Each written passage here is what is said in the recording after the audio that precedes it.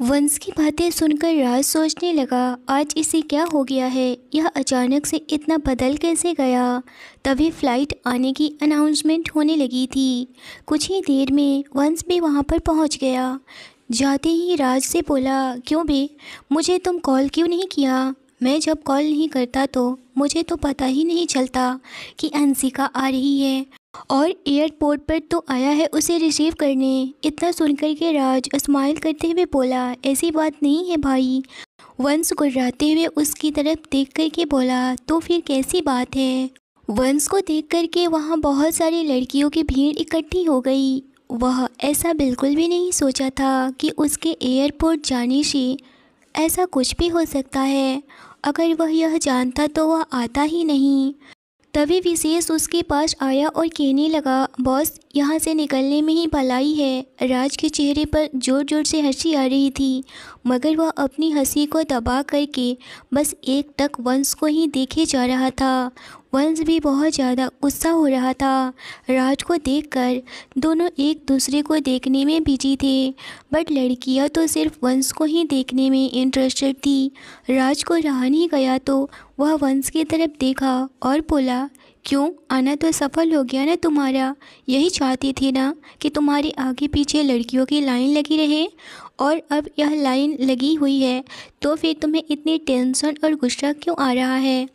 तभी जो फ्लाइट आनी थी वह फ्लाइट आ चुकी थी और अंशिका एयरपोर्ट के बाहर आई। जैसे ही उसने वंश और राज को देखी, वह भागते हुए आकर के पहले वंश के गले लग गई। यह देख कर के राज पूरी तरह से जल भुन गया।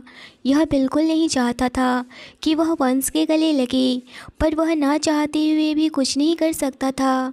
इस वक्त वंश उसे ही देख रहा था और वंश तो चाहता था उसे चलाना, मगर इस वक्त वंश तो वर्षा के प्यार में पागल था, तो वह भी ऑकवर्ड फील कर रहा था। मगर अंशिका पहले भी उसके गले लगी हुई थी, तो फिर यह आज नया नहीं था। मगर आज जिस जगह पर वंश है उसके दिल में कोई और है, और वह यह नहीं चाहता कि उसके भी गले कोई लगे या फिर वर्षा के गले कोई लगे। वह चाहे फीमेल फ्रेंड हो या फिर मेल फ्रेंड हो, वह सबको अवॉइड कर रहा था। मगर अंशिका इन सब चीज़ों से अनजान थी, तो वह वंश के गले लग गई, क्योंकि वंश को वह अपना भाई मानती थी। क्योंकि जब से वंश के भाई का डेथ हुआ था, तब से अंशिका नहीं चाहती थी कि वंश को कोई भी कमी महसूस हो। वंश भी अंशिका को अपनी सगी बहन मानता था और उसको सगी बहन की तरह ही प्यार करता था। और बोला, कैसी हो अंशिका, इतने सालों के बाद काफ़ी बदल गई हो। वह ब्लू जीन्स और वाइट क्रॉप टॉप में बेहद ही खूबसूरत लग रही थी। ग्लॉसी मेकअप, लंबे बाल, गोरे रंग, मासूम सा फेस, आंखों पर काले चश्मे उसे और भी अट्रैक्टिव बना रहे थे। राज तो देखकर पागल ही हो गया था। अब मिलवाते हैं राज से वंशिका को, क्योंकि राज बाबू की दुल्हनिया जो थी, जी हाँ, अंशिका राज की गर्लफ्रेंड है। ओहो, दुल्हनिया नहीं मतलब प्यार। राज अंशिका को बहुत प्यार करता था। अंशिका उससे 8 सालों से दूर थी, क्योंकि वह विदेश में जाकर अपनी पढ़ाई कंप्लीट करना चाहती थी। यहाँ आकर के इंडिया में ऑफिसर बनना चाहती थी। वह एक खुफिया एजेंसी के लिए काम करती थी। वह भी अंडर कवर एजेंट थी और काफ़ी ज़्यादा ही इंटेलिजेंट और जीनियस जो थी, बड़े बड़े लोगों को भी मात दे देती थी। राज उसे एक टक निगाहों से देखते रहा। उसे इस तरह से देख करके अंशिका अनकंफर्टेबल सा फील कर रही थी, क्योंकि वहाँ बहुत सारे लोग थे और बाकी लड़कियों की नज़र तो वंश पर था ही। जब अंशिका वंश के गले लगी तो लड़कियों का दिल टूट गया और कुछ लड़कियां वहां से चली गईं, मगर कुछ वहां थीं। दोनों ने एक दूसरे को बहुत ही अच्छे से देखा और उसके बाद अंशिका उसे अपने गले से लगा ली। राज बोला, कैसी हो अंशिका बेबी। अंशिका भी थोड़ी इमोशनल हो गई, क्योंकि वह राज से बहुत सालों से दूर रही। वह सिर्फ फ़ोन पर ही बातें होती थी। आज राज को इतने करीब से देखकर वह भी अपने आप को कंट्रोल नहीं कर पाई और वह उसको गले लगा करके अपने आप को और बहुत ही सुकून महसूस कर रही थी। वह बोली, राज मैं इतने सालों से तुमसे दूर रही, अब मैं ही जानती हूँ कि मैं इतने साल कैसे काटे, और एक एक पल तुम्हारी याद में, बस सिर्फ अपनी गोल के लिए। पर बाकी मुझे सब अच्छे से पता था कि तुम भी बहुत इंतज़ार कर रहे हो, मगर तुम्हारा इंतज़ार अब ख़त्म हुआ। मैं आ गई हूँ ना, अब सब कुछ ठीक हो जाएगा। राज की आंखों में आंसू भर आए थे। वह वंशिका को लेकर काफ़ी पॉजेसिव होता था, मगर अंशिका अचानक से अंडरकवर एजेंट बनने की सोच ली थी, तो इसमें राज ने उसका भरपूर साथ दिया और आज वह पूरी तरह से कामयाब भी हो चुकी थी। इस बात से राज और भी ज़्यादा खुश था। इतना इमोशनल सीन देख कर के वंश बोला, अच्छा अच्छा चलो, अभी बाकी का ड्रामा घर पर जाकर कर लेना, यहाँ सब लोग देख रहे हैं तुम ही लोगों को। वंश की बातें सुनकर अंशिका के चेहरे पर स्माइल आ गई और वह कहने लगी, भाई आप अभी तक नहीं बदले ना, आप दोनों अभी तक लड़ते हो ना, भाई अभी भी संभल जाइए, लग रहा है आपको देखकर कि आप किसी के प्यार में हैं। राज और विशेष हैरान भरी नज़रों से इस वक्त अंशिका को देख रहे थे। अंशिका इतनी जल्दी से इतना अच्छे से एनालाइज कर लिया कि वंश किसी के प्यार में है। विशेष फ़ौरन से बोला, अंशिका मैडम आपको कैसे पता? विशेष के बोलने से अंशिका का ध्यान विशेष की तरफ गया। वह फ़ौरन से विशेष को देखने लगी और बोली, हेलो विशेष जी, आप कैसे हो? और उसने जाकर उससे हाथ भी मिलाई। विशेष भी अंशिका से हाथ मिलाया और बोला, मैं ठीक हूँ मैडम, और वह वंश की तरफ देख कर के स्माइल भी कर रहा था। राज अंशिका की तरफ देखा और बोला, तुम्हें कैसे पता कि इसको प्यार हो गया है? क्या तुमको यह बताया है? अंशिका बड़ी ही मासूमियत के साथ बोली, नहीं मुझे कुछ भी नहीं पता भाई के बारे में। क्या सच में भाई को कोई लड़की पसंद है क्या? राज बोला, वह तो इसी से पूछ लो, उसके लिए पागल हुए जा रहा है यह लड़का, मगर वह लड़की उसको घास तक नहीं डालती। वंश बस गुस्से भरी नज़रों से उसे देखते हुए अपनी गाड़ी की तरफ चला गया और फ़ौरन से कार का दरवाज़ा खोला और उसमें बैठ गया। विशेष भी कार में जाते हुए देख करके फ़ौरन से ड्राइविंग सीट पर आ गया और फ़ौरन से गाड़ी स्टार्ट कर दिया। वह सारी लड़कियों की भीड़ इकट्ठी हुई थी। वह वंश को जाते देख करके वह भी मायूस होकर चली गई। वह तो चाहती थी वंश से बात करना, मिलना, हाथ मिलाना, गले मिलना, सेल्फी लेना, बट वंश को बिल्कुल भी पसंद नहीं था। और जब से वर्षा आई थी तब से तो और भी बिल्कुल भी नहीं, कतई नहीं, कतई भी बर्दाश्त नहीं वह कर सकता था। नहीं खुद के करीब किसी को आने देना और ना ही वर्षा के करीब किसी को जाने देना। उसको ऐसे जाते हुए देखकर राज को बहुत ज़्यादा हंसी आई थी कि कैसे वह इस तरह से अचानक भाग गया। वह तो भागने वालों में से बिल्कुल नहीं था। वह वंशिका का हाथ पकड़कर वह भी अपनी कार में बैठा और अपने मेंशन चल पड़ा।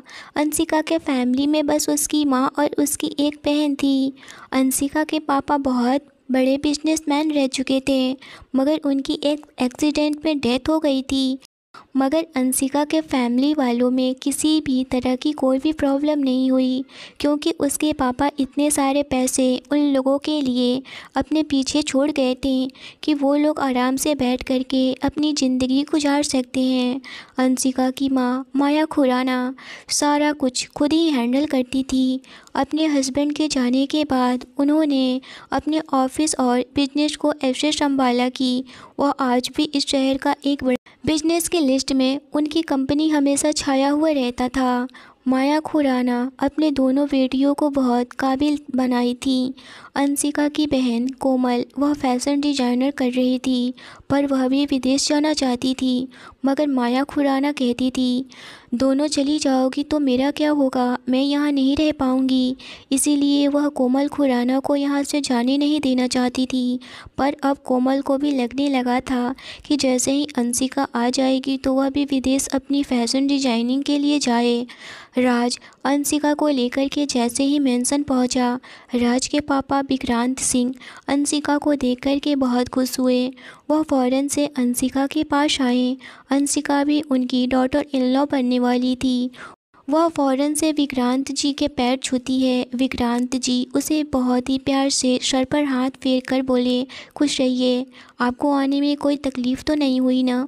अंशिका बोली, नहीं डैड, मैं बिल्कुल अच्छी हूँ। आप बताओ आप कैसे हो? विक्रांत जी बोले, मैं बहुत अच्छा हूँ बेटा, अब आप आ गई हो तो और भी अच्छा हो जाऊँगा, और आप दोनों अब शादी कर लो, क्योंकि यह बहुत बदमाश होते जा रहा है, आपको सुधारना ही होगा। अंशिका से कोई भी बात छुपी नहीं थी। राज के फैमिली के बारे में वह सब कुछ जानती थी, मगर जो भी जानती थी वह पॉजिटिव भी था, क्योंकि राज और विक्रांत जी कभी भी किसी लाचार, गरीब या फिर अच्छे इंसान को कभी भी नहीं सताया। वह सिर्फ़ और सिर्फ सताने वाले इंसान को ही सज़ा दिए हैं जो कि गलत रास्ते पर चल रहे हो। इस बात को लेकर अंशिका उन दोनों पर बहुत ही फ़क्र करती थी। मतलब अब वह खुफिया एजेंसी की एक एजेंट थी, तो अब वह इन सब चीज़ों को बहुत अच्छे से हैंडल करना जानती थी। वह विक्रांत जी से बोली, डैड, अब आप यह सब चीज़ों से दूर हो जाइए, मैं अब आ गई हूँ ना, अब इन सब चीज़ों में अब आपको पढ़ने की कोई ज़रूरत नहीं है, मैं और राज दोनों संभाल लेंगे इन सब चीज़ों को। विक्रांत जी बहुत खुश हुए कि अंशिका उनके कंधे पर से बोझ हल्का करना चाहती है। तभी सब बात कर ही रहे थे कि अंशिका के फ़ोन पर कॉल आया। वह कॉल अंशिका की माँ का था। अंशिका जैसे ही फ़ोन रिसीव करी, माया खुराना ने फ़ौरन से बोली, मैं कब से वेट कर रही हूँ तुम्हारा, और तुम आते ही राज के घर चली गई। तुम्हें तो मेरे पास आना चाहिए था ना, इतने दिन से दूर हो और कितनी मुझे सताओगी यहाँ। अंशिका इतना सुनकर के फ़ौरन से अपनी माँ को बोली, माँ मैं बस 5 मिनट में वहाँ पहुँचती हूँ, और बिल्कुल आप टेंशन नहीं लीजिए, बस रास्ते में राज का घर पड़ा तो मैं बस आ गई डैड से मिलने। माया जी इतना सुनकर बोली, अच्छा जल्दी से मेरी बात कराओ। अंशिका ने विक्रांत सिंह को कॉल दे दी और फिर वह दोनों बातें करने लगे। विक्रांत जी बोले, अब मेरी बहू आ गई है तो क्या आप अभी भी मना करेंगी मेरे बेटे से शादी करने के लिए? माया जी बोली, जी नहीं, मैं तो इसी बारे में बात करने वाली थी कि अब जल्द से जल्द इन दोनों की शादी करवा दी जाए तो अच्छा होगा। इस वक्त फ़ोन स्पीकर पर था तो अंशिका यह बात सुनकर के थोड़ी शर्मा गई। अंशिका को शर्माता हुआ देखकर राज बहुत ही गहरी नज़रों से अंशिका को देखे जा रहा था।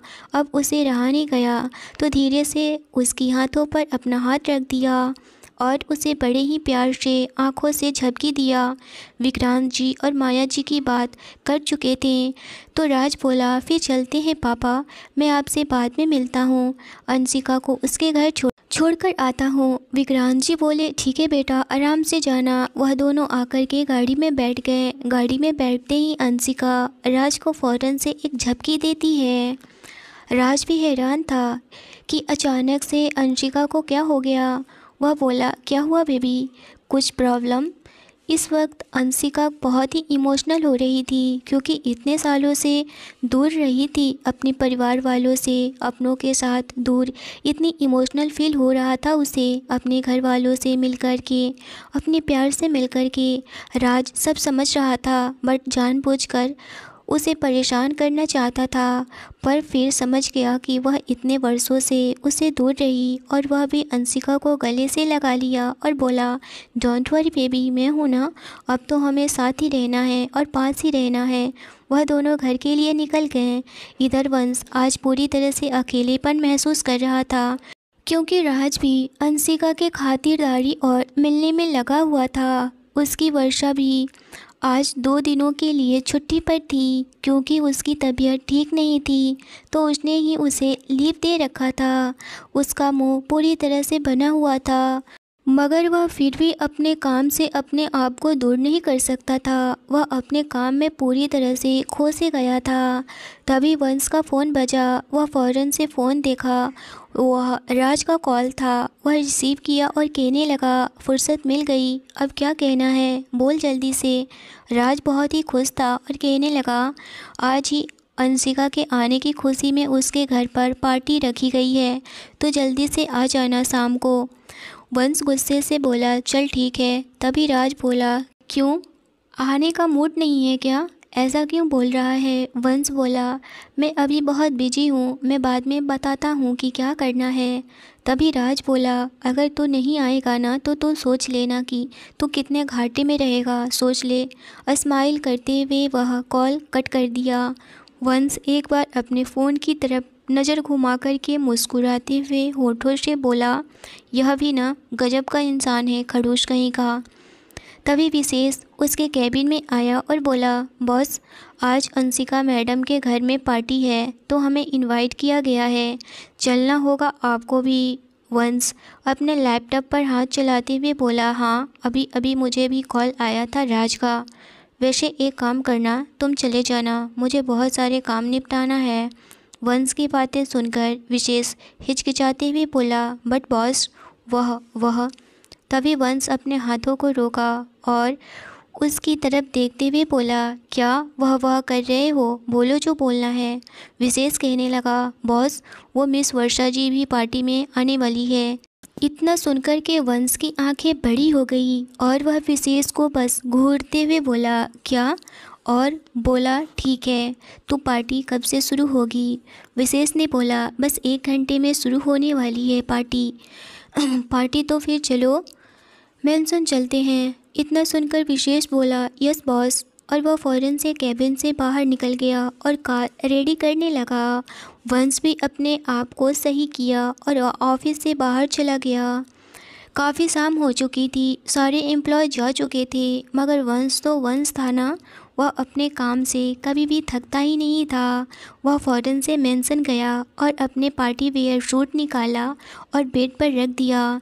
जल्दी से वॉशरूम गया और शावर लिया। वह बाहर निकला, तभी उसके फ़ोन की रिंग बजी। वह फ़ोन रिसीव किया और सामने से राज था। वह कहने लगा, तू आ रहा है ना या फिर नहीं? इतना सुनना था कि वंश फ़ोन कट करने ही वाला था, मगर राज बोला, फ़ोन नहीं काटना, एक ज़रूरी इन्फॉर्मेशन देनी है तुम्हें। वह क्या है कि वर्षा भाभी भी आ रही हैं, अब तुम सोच लो तुम्हें आना है कि नहीं। उसका इतना कहना था कि वंश बोला, चल फ़ोन रख, मुझे सब पता है, मैं नहीं आने वाला हूँ, ऐसा हो ही नहीं सकता। उधर राज उसकी बातों से ज़ोर ज़ोर से हंस पड़ा। उसकी हंसी सुनकर वंश पूरी तरह से गुस्से में हो गया और फ़ौरन से फ़ोन कट कर दिया और बोला, यह कभी नहीं सुधरेगा, और रेडी होने लगा। वहीं दूसरी तरफ वर्षा भी परेशान थी कि पार्टी में क्या पहनकर जाए। राज ने उसे भी इनवाइट किया हुआ था और उसे बहुत ही रिक्वेस्ट किया था कि आना है आपको भी। अगर वह नहीं जाती तो उसे बुरा लगता। वर्षा पहले से बेहतर थी। राज बोला था कि मैं तुम्हारे लिए कार भिजवा दूंगा। वर्षा ने बहुत मना भी की थी, मगर वह कहाँ मानने वाला था। वह वर्षा की तबीयत को देखते हुए वह कार भिजवाने को बोल दिया था। इतना कहने के बाद राज की बातों को वर्षा मान गई थी। अनु भी रेडी हो गई थी और वर्षा को भी रेडी होने में हेल्प करवाती है। उसके पास बहुत ही खूबसूरत सा ब्लैक गाउन था, वही वर्षा पहनी हुई थी और अनु भी गाउन ही पहनी थी। वंश ने राज को कॉल किया और बोला, तुमने वर्षा को बुला तो लिया, पर वह कैसे आएगी इतनी रात को, तुम्हें पता भी है। राज ने बोला, तुम उसकी फ़िक्र क्यों कर रहे हो, मैंने उसे बुलाया है ना, तो मुझे अच्छे से ख्याल है कि मुझे उसके लिए क्या करना है, और वह भी इस सिचुएशन में कि उसकी तबीयत ख़राब है। तो ज़्यादा सोचो मत और जल्दी से मेरे पास आओ, तुम्हारे बिना जी नहीं लग रहा है जाने मन। इतना सुनना था कि वंश गुस्से में तिलमिला उठा और फ़ौरन से बोला, चल फ़ोन रख, बहुत ज़्यादा बोलने लगी हो आजकल, आकर बताता हूँ मैं तुम्हें, रुक जा। राज जोर से हंस पड़ा। इस पर वंश और भी ज़्यादा गुस्सा होकर कॉल कट कर दिया और बोला, तू तो कभी सुधर ही नहीं सकता है, मैं आता हूँ तब बताता हूँ, रुक जा। तभी उसके कमरे में विशेष आया और बोला, बॉस राज भाई ने मिस वर्षा के घर पर अपनी कार भेज दिया है, ड्राइवर के साथ वह भी निकल चुकी हैं वहाँ से। मुझे अभी अभी अनु का मैसेज आया था। वर्षा का नाम सुनते ही वंश के चेहरे पर थोड़ी बहुत स्माइल आ ही जाती थी, पर फिर भी वह अपने आप को कंट्रोल करते हुए बोला, चलो फ़ौरन से कार निकालो, मैं आ रहा हूँ। और जल्दी से अपनी टाई बांधा और अपना ब्लेजर पहना, मोबाइल लिया और सीढ़ियों से होते हुए हॉल में आया और फिर बाहर आकर अपनी कार में बैठ गया। वह क्या गजब का हैंडसम और कूल लग रहा था बंदा। कोई भी देखे तो उसकी नज़र एक बार तो ठहर ही जाती उस पर। विशेष कार ड्राइव कर रहा था। वंश भी विशेष के बगल में ही बैठा हुआ था।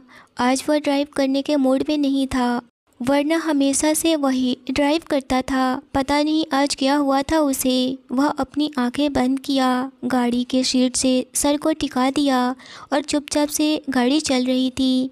वह बस इस वक्त वर्षा के यादों में खोया हुआ था। वहीं उसके घर की यादें, कैसे वर्षा बालकनी में अपनी कॉफ़ी लेकर आई और उसे देख कर के वह पागल सा हो रखा था। वह फ़ौरन से अपनी आंखें खोल दिया। जब अनु उसके पास आई, वह गुस्सा होते हुए बोला, धत तेरी की, यह भी कोई बात हुई, सारा मूड ख़राब कर दिया इसने। अब मैं इसको क्या कहूँ। तभी अचानक से उसकी गाड़ी एक बड़े से मेंशन के पास रुकती है, जहाँ लिखा हुआ था खुराना मेंशन। बाहर बहुत से लग्जरियस गाड़ी खड़ी थी। मेंशन को बहुत ही हाई लेवल पर डेकोरेट किया गया था। रंग बिरंगे लाइट्स लगी हुई थी। बाहर गार्डन एरिया में भी पेड़ों पर लाइट्स लगी हुई थी, जिससे और भी ज़्यादा उस मेंशन की खूबसूरती बढ़ रही थी। वहाँ जितने भी लोग खड़े थे, वह सब मिस्टर सिंघानिया को देख करके उसके सामने सर झुकाने लगे और कुछ लोग उसके सामने आकर उससे हाथ मिलाने लगे। वंश भी सबसे बहुत ही सलीके से बात कर रहा था और मिल रहा था। कुछ दूरी पर राज गेस्ट को इनवाइट कर रहा था। वंश को देखकर फ़ौरन से उसके पास आया और बोला, हेलो हेलो मिस्टर सिंघानिया, आपको आने में कोई परेशानी तो नहीं हुई ना? सही सलामत तो आ गए ना? रास्ते में कोई आने में दिक्कत तो नहीं हुई ना? रास्ते में आप भटके तो नहीं ना? तभी उसके पास अंशिका आई और बोली, राज आप मेरे प्यारे भाई को क्यों तंग कर रहे हो? भाई अब चलिए, मैं मम्मी से मिलवाती हूँ। वह वंश का हाथ पकड़ के मेंशन के अंदर लेकर गई, बट वंश बहुत ज़्यादा गुस्सा हो रहा था राज पर। राज तिरछी नज़रों से उसे देखते हुए स्माइल कर रहा था। वहीं विशेष भी बोला, बड़े भाई आप क्या कर रहे हो? वंश सर को तो आपको जानते हो ना, वह छोटी छोटी बातों पर गुस्सा करते हैं। राज स्माइल करते हुए बोला, हाँ मैं इसीलिए तो उससे गुस्सा दिलाना चाहता हूँ, मगर वह मुझसे गुस्सा नहीं होगा, तुम तो अच्छे से जानती हो ना। चलो आओ चलते हैं। तभी विशेष चलते हुए उसके साथ बोला, वैसे मिस वर्षा जी और अनु जी नहीं आई अभी तक? राज विशेष की तरफ एक नज़र देखा और बोला, अच्छा अनु जी, वह लोग आ रहे हैं, बस रास्ते में हैं, थोड़ी देर में वह लोग भी पहुंच जाएंगे। उधर वंश अंशिका के मम्मी से मिला। माया जी बोली, कैसे हो बेटा? बहुत दिनों बाद याद आई है, वह भी आज पार्टी है तब, वरना आपका आना जाना ही बंद है। वंश बोला, आंटी आप तो जानती हैं ना, बिजनेस के काम में इतना फंसे हुए रहते हैं कि पता नहीं चलता है कि वक्त कब कैसे बीत गया। माया जी कहने लगी, हाँ यह बात तो आपने बिल्कुल सही कहा। तभी वहाँ कोमल आई और वह भी वंश से मिली और बोली, वंश भाई आप कब आए? आप बहुत दिनों के बाद मिले हैं मुझे, चलिए अब मेरे साथ सेल्फी लीजिए। वह वंश के साथ सेल्फी लेने लगती है, क्योंकि वंश हाइट में लंबा था और कोमल छोटी थी, जिस वजह से वंश को झुकना पड़ा। वह स्माइल करते हुए झुक गया और कोमल सेल्फी लेने में लग गई। एक दो सेल्फी कोमल ने ले चुकी थी, फिर भी उसने अभी सेल्फी कंप्लीट नहीं लग रही थी। पर अंशिका बोली, कोमल बहुत हो गया, चलो हटो, वंश भाई को परेशान नहीं करो। तभी वंश के हाथों में हाथ पकड़ के अंशिका बाहर आती है और कहती है, वंश भाई चलिए आप भी कुछ लीजिए, पार्टी एंजॉय कीजिए। माया जी भी उन लोगों के साथ में ही थी। तभी वर्षा और अनु का कार बाहर गेट के सामने रुका। वर्षा कार से बाहर निकली। वर्षा को देखकर वंश पूरी तरह से हैरान था। क्या लग रही थी, भला की खूबसूरत, ब्लैक गाउन में तो और भी कमाल लग रही थी। एकदम से कह ढा रही थी, हाई नेक तक ब्लैक गाउन, कर्ल किए हुए बाल, फेस पर हल्के ग्लॉसी मेकअप, कलाई भर की ब्लैक चूड़ियाँ, कमाल की खूबसूरत लग रही थी वर्षा आज। वर्षा को देख करके अंशिका बोली, यह कौन है? इतनी खूबसूरत लड़की, इसे तो मैं आज पहली बार देख रही हूँ। माया जी भी बोली, यह आखिर कौन हो सकती है? यह तो कोई बिजनेस वूमेन भी नहीं लग रही है। मैं इस लड़की को पहली बार देखा है, मैंने नहीं बुलाया है इसे। वंश बहुत ज़्यादा ही वर्षा को देखने में खो गया था, इसीलिए ना माया जी का और ना ही अंशिका का बात उसे सुनाई दे रहा था। सिर्फ इतना सुनाई दिया कि वह बहुत ही खूबसूरत लग रही है। वही राज वर्षा के पास गया और बोला, मिस वर्षा जी, आपको आने में कोई दिक्कत तो नहीं हुई ना? वर्षा ने नाम में सर हिलाई और बोली, नहीं थैंक यू, आपने हमारे लिए गाड़ी भेजा। राज बोला, थैंक यू की कोई बात नहीं है, अपनों में थैंक यू नहीं बोला जाता है। विशेष भी वर्षा के करीब आया और बोला, चलिए मिस वर्षा जी। राज वंश को ही देख रहा था, जो कि पूरी तरह से हक्का बक्का वर्षा में ही खोया हुआ है। राज वर्षा को देखकर माया जी के पास गया। माया जी उसे देखकर कहने लगी, राज बेटा, यह कौन है? मैंने इन्हें तो पहली बार देखा है। राज बोला, मॉम, यह वंश की ऑफिस में हेड डिपार्टमेंट में जॉब करती हैं। इतना सुनकर वर्षा ने उन्हें नमस्ते की। माया जी भी नमस्ते की। अंशिका ने वर्षा को हेलो बोली।